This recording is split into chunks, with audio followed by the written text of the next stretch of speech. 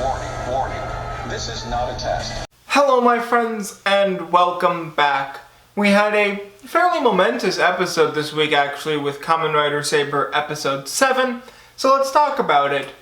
Tassel, as always, opens the episode, though this time he's not in his house, he's floating around on his umbrella, soaring through Wonder World, or as I call it, Bubble World. Toma is still unable to henshin after the sword got sealed into his driver, but they do have a plan on how they're going to get him and Kento into Avalon, which I'm fine with because it means we get more screen time with Kento, and he's my favorite character. Even if he doesn't do a whole lot this episode. Rintaro bursts into the Sword of Logos HQ, obviously exhausted and furious from his last confrontation with Zuos, and so he goes into the Liberation, which is a training room where the flow of time works differently and puts a tremendous amount of strain on the body, which might kill him. Self-sacrifice. Okay, sure. He really wants to prove his mettle so that he can beat Zuos next time. Makes sense. Rintaro goes in without hesitation. Then we get a very analytical words showing up on screen to show us the exact thought process that Toma goes through as he breaks it down and really shows us, okay, we need to do this, then this, then this, and that's how we get into Avalon. Because apparently, Avalon is in another dimension. Sure. But it's just really fun to see the real superpower of logic and Arthurian literature knowledge. Though really it's just King Arthur was close to death, and so they took him to Avalon. And there's a whole bunch of stuff talking about a rift in space and alternate dimensions in the books. Clearly Avalon is in another dimension. Wow. It's also confirmed that you need both Dragon Wonder Ride books to get into Avalon, so Brave Dragon, which is Toma's, and Jaku Dragon, or Evil Dragon, from Caliber. As I said, Toma and Kento decide that they're gonna go. Ren immediately tries to be like, I'll go too! And both of them just go, no, you're staying here, which I'm perfectly fine with. We then get a really nice back and forth shot of Caliber and Kento in his in-suit as Espada, doing this ritual like sword play thing that summons 13 books together to form the portal to the alternate dimension that leads to Avalon. Because on Caliber's side you've got 13 Alter Ride books, and on Saber and Espada's side, you've got the 13 Wonder Ride books.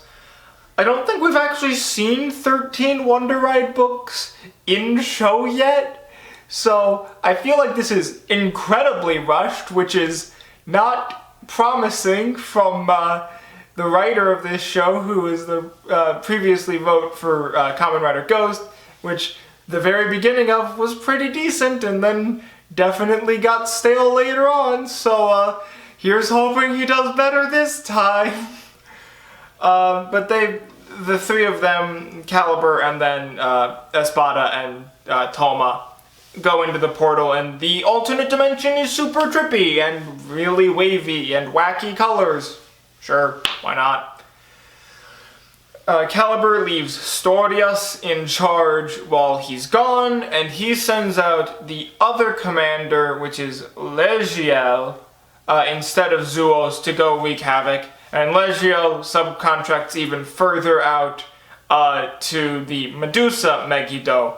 So you've got Caliber, who subcontracts out to Storius, who subcontracts out to Legiel, who subcontracts out to the Medusa Megiddo.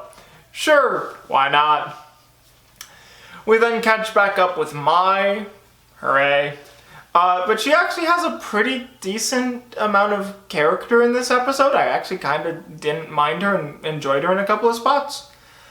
She has a really good moment of her thinking about what Rintaro is going through and really going, wow, I need to step up for him more and be there for him more. And that's really nice. I like that. Rentaro, we then cut over to as he's in Liberation. He's got 3 books in his driver. He's got Lion Senki, Peter Fantasia, and the other blue book, which is based on a Pegasus. I do not remember the full title of it, unfortunately, but it's the Pegasus book, and it's the 3rd blue book, which is apparently, when all the books are the same color, it's a stronger combination of 3 books than just 3 random books. Sure. We then cut over to Ryo, who finds the Megiddo, but he's a little bit too late to stop it from creating a new bubble world. But this time, instead of just stealing 1 location, it steals 3 locations, including the bookstore. We then cut back over into the alternate dimension with Caliber, and we get a henshin for him. He's not transformed for a little bit, and then we see him henshin. The interesting thing about this is they deliberately never show us his face. So, in show, we think that it's they think that Caliber is Kento's dad. I'm starting to have doubts though, because we've already seen what his dad is supposed to look like, and if it is his dad, then they would show us him, they would show his face and do the transformation. Them not doing it means we're getting a bait and switch. And I'll talk more at the end about where I think it's going and how it ties into Arthurian literature, but we'll get there in a little bit. Kento throws Toma the Raidgat Striker so that Toma can get on out of there, because obviously he can't use Diago Speedy with his belt still being sealed. Ryo and Ren then get an on-set double henshin together, which actually looks pretty cool. I really liked the double henshin from the 2 of them. And then they engage against the Megiddo, the Medusa Megiddo, Astorius, who doesn't transform into his monster form, but he is there. Legiel, Dazaste, and Zulz all at once. They basically go up against all of the generals and a random monster of the week as just the 2 of them.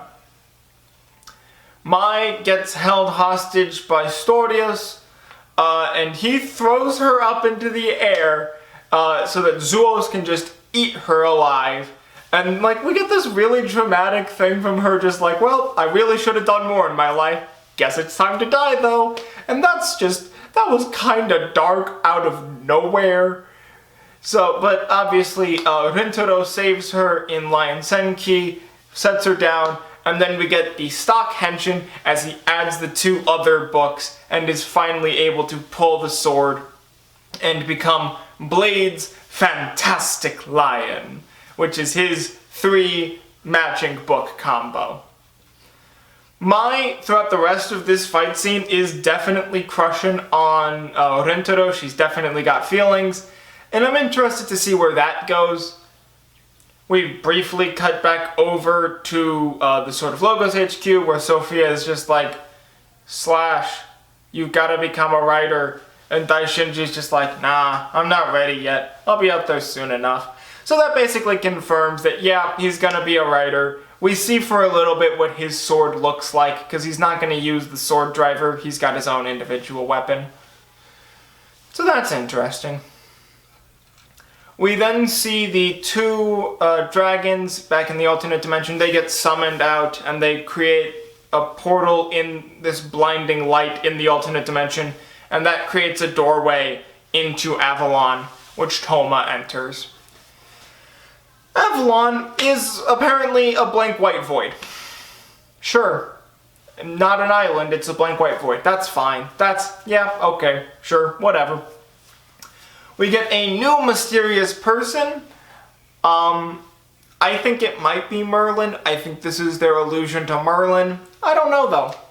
But he says, he just keeps repeating over and over again, if you doubt, so it shall be. If you believe, so it shall be. And we get a really interesting moment from Toma as he's just laying it emotionally on this mysterious person of, give me the new book, I need to save the world, I need to help these people. And I think that's a really interesting thing because we got the very analytical side of him at the beginning and now the very emotional here. But then he slows down, he thinks about what mystery person is saying, and so he closes his eyes, which then turns the entire place into an all black void where the guy is gone, and he just reaches out and grabs the King of Arthur Wonder Ride book. I'm a little disappointed that Arthur is getting a Wonder Ride book this early on. I still think that the Round Table is going to be somehow related to the final form.